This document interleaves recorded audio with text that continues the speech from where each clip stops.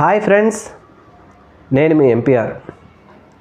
ఆంధ్రప్రదేశ్ రాష్ట్రంలో 2024 సార్వత్రిక ఎన్నికల్లో ఎన్డీఏ సంకీర్ణ ప్రభుత్వంలో భాగస్వామ్యమైనటువంటి తెలుగుదేశం ప్రభుత్వం అధికారం చేపట్టిన తర్వాత ఏ కార్యక్రమం చేపట్టాలన్నా లేదంటే ప్రజలకు ఏ విపత్తు వచ్చినా సహాయం విరాళాలు ఇవ్వండి ఇదేం పద్ధతి అని ప్రజలు మొత్తుకుంటూ ఉన్నారు.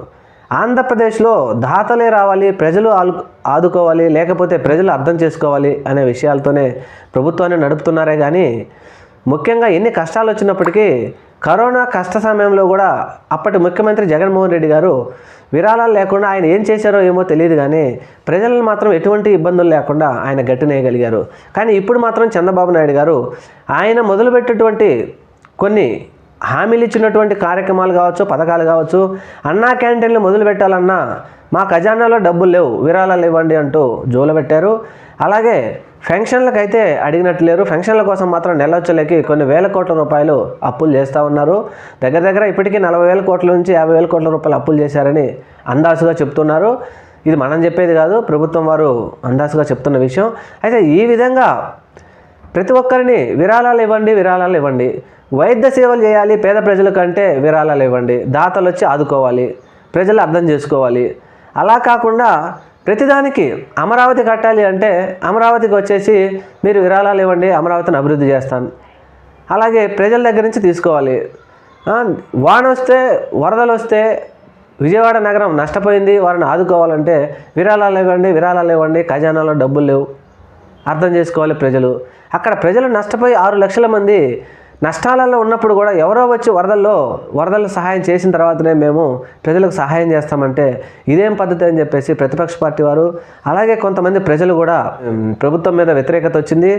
ఇచ్చేవాళ్ళు ఎలాగైనా వరద సహాయం చేయాలనుకునేవారు, మంచి మనసు ఉన్నవారు తప్పకుండా ప్రభుత్వానికి సహాయం చేస్తారు. అలాగే టాలీవుడ్లో నటీనటులు చాలామంది సహాయం చేశారు. పొలిటికల్గా కూడా చాలామంది పారిశ్రామిక రంగానికి సంబంధించిన వాళ్ళు కూడా సహాయం చేస్తూ ఉన్నారు. కానీ ఎవరో విరాళాలు ఇస్తే మేము ప్రజలను ఆదుకుంటామనేది మాత్రం చంద్రబాబు నాయుడు గారు ఒక కొత్త పందాకు తెరలేపారు. మరి ఈ పందాన్ని ఈ 5 సంవత్సరాలు ఎలా నెరవేరుస్తారు? రాష్ట్రంలో ఏ విపత్తు వచ్చినా ఏ కార్యక్రమం చేయాలన్నా విరాళం. మరి 1,00,000 కోట్లు పెట్టి అమరావతిని డెవలప్ చేస్తామన్నారు. మరి అమరావతిని డెవలప్ చేయాలంటే 1,00,000 కోట్లు విరాళాలు వసూలు చేస్తారా, లేకపోతే రాష్ట్ర ప్రజల సొమ్మంతా తీసుకుపోయి అక్కడ పెడతారా? చంద్రబాబు నాయుడు గారు చెప్పేది ఏంటంటే విరాళాలతో పాటు 1,00,000 కోట్లు ప్రజల సొమ్మంతా మేము అక్కడే పెడతాం. మొన్న చూసాం, అమరావతిని డెవలప్ చేస్తామని చెప్తున్నారు కానీ వానలు వచ్చి వరదలు వచ్చి ఏ విధంగా వరద నీరంతా అమరావతిలోకి వచ్చి సచివాలయంతో పాటు కోర్టుకు కూడా సెలవులు ఇవ్వడం జరిగింది. ఇదంతా రాష్ట్ర ప్రజలంతా గమనిస్తూనే ఉన్నారు, మనం చెప్పాల్సిన పని లేదు. అలాగే ఉండవల్లిలోని ముఖ్యమంత్రి గారి ఇల్లు కూడా వరద నీటితో మునిగిపోయింది.